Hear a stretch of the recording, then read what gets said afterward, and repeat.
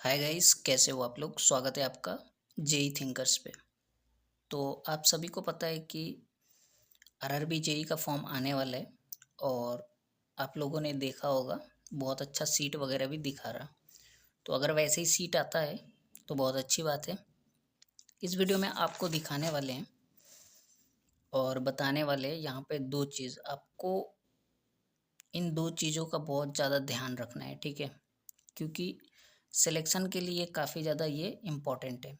किस जोन से आपको जो है फॉर्म अप्लाई करना चाहिए आरआरबी जेई का, और जोन वाइज जो है कट ऑफ कितना जाता है आफ्टर डीवी।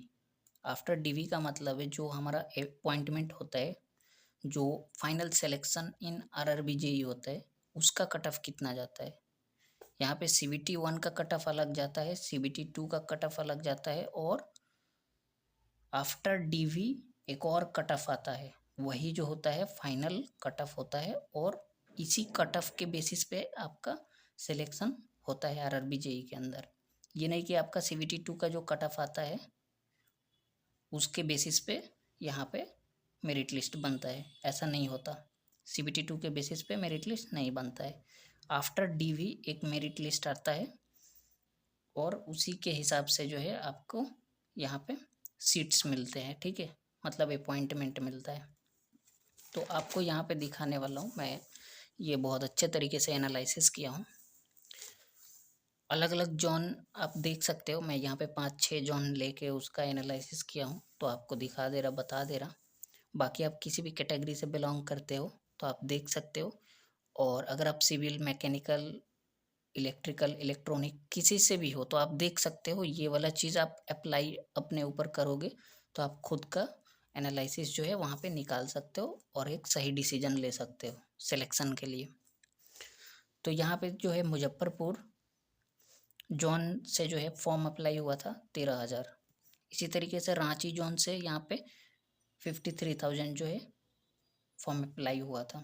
अगर सिल्लीगुड़ी गुड़ी से देखोगे 21,000 फॉर्म अप्लाई हुआ था। मुंबई से देखोगे 4,21,000 अप्लाई हुआ था। पटना से देखोगे 45,000 फॉर्म अप्लाई हुआ था। कोलकाता से देखोगे 2,64,000 अप्लाई हुआ था।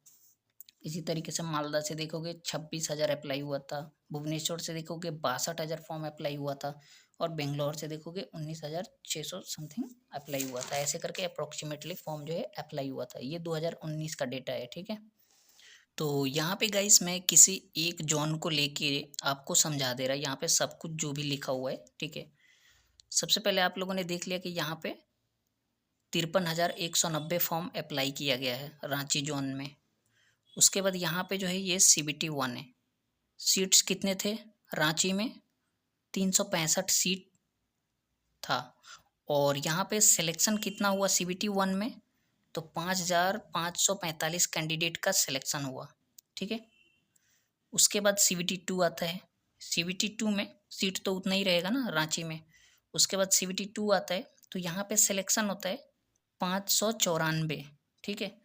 मतलब 594 कैंडिडेट का सिलेक्शन सीबीटी 2 में हो जाता है, ठीक है। तो सीबीटी 2 में कितने बंदे गए? 594।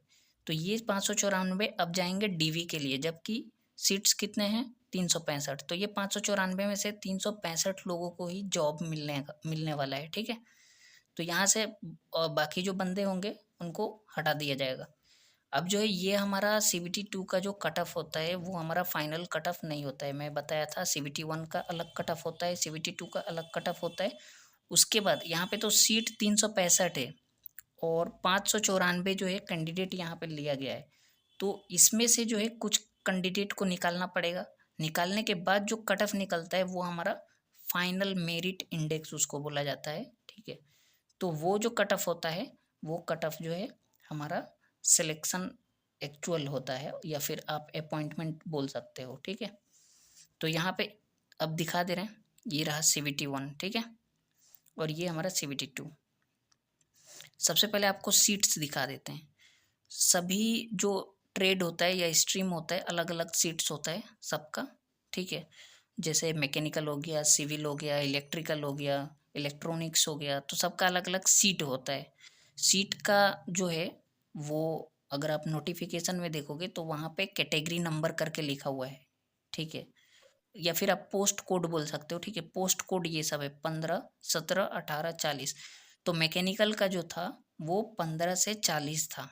15 से 40 के बीच कोई भी रहेगा तो वो मैकेनिकल कोड जो है मैकेनिकल सीट होगा, ठीक है। यहाँ पे जैसे देख सकते हो 16 भी है, 17 भी है, 37 भी है, 38 भी है, ठीक है।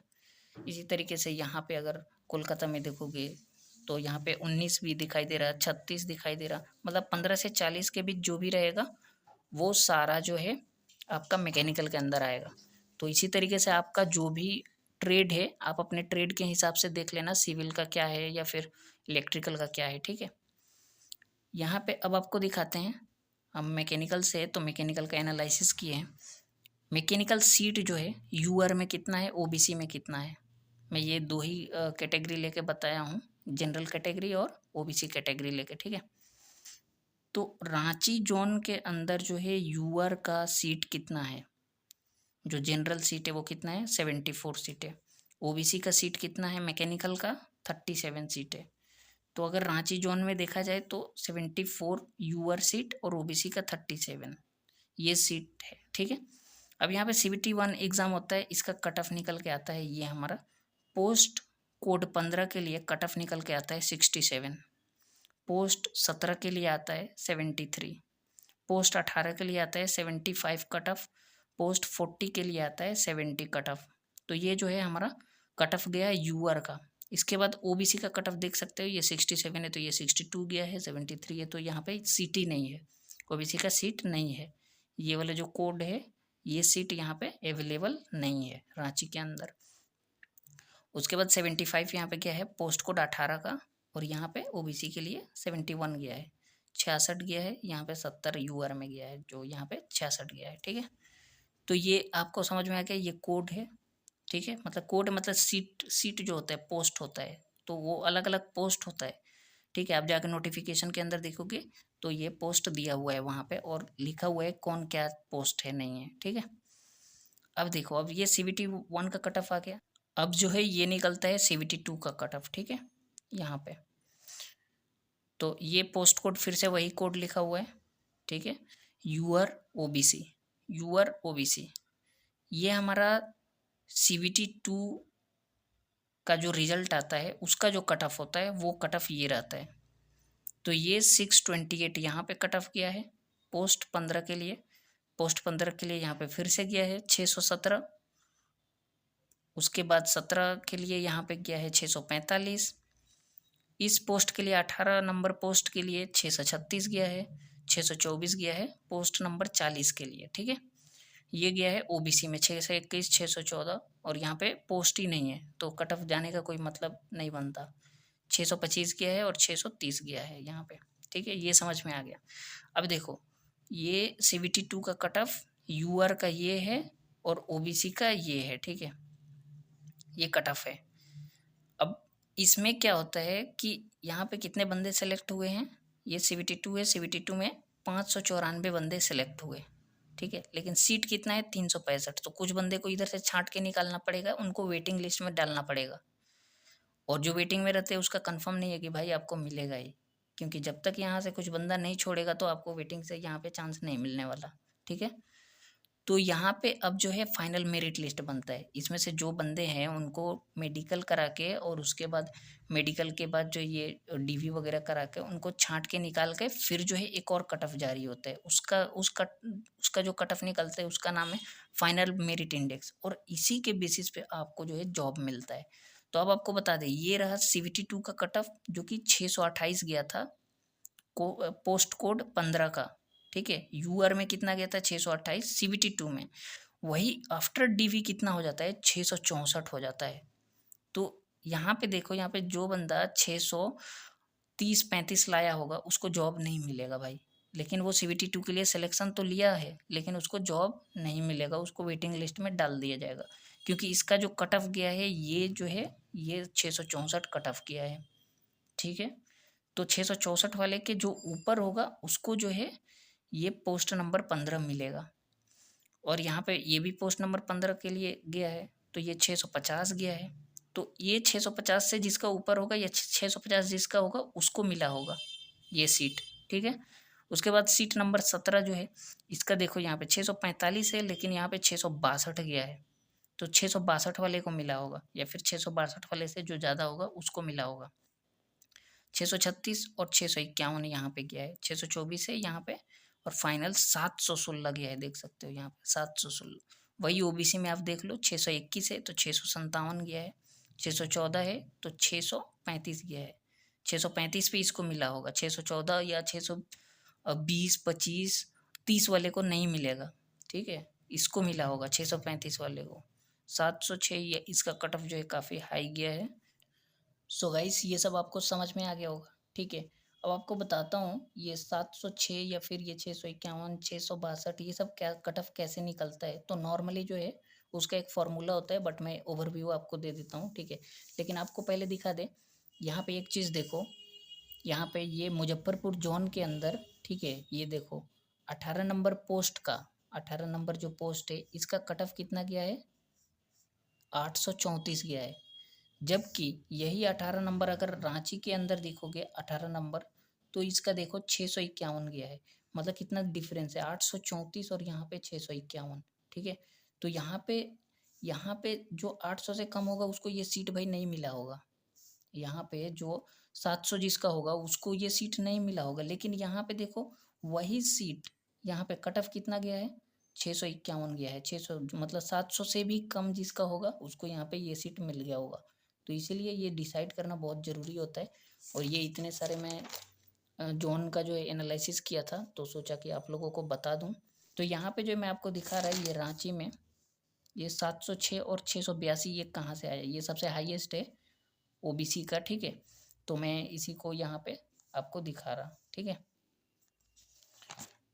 तो ये देखो ये 706 इसका अलग अलग फार्मूला होता है, ठीक है। तो ये 706 है, मतलब आपको कितना मार्क्स लाना पड़ेगा एक्चुअली 72 के अंदर। तो यहाँ पे देखो 150 से मल्टीप्लाई करोगे और 1000 से डिवाइड करोगे तो यहाँ पे 105 मार्क्स आ जाएगा, ठीक है।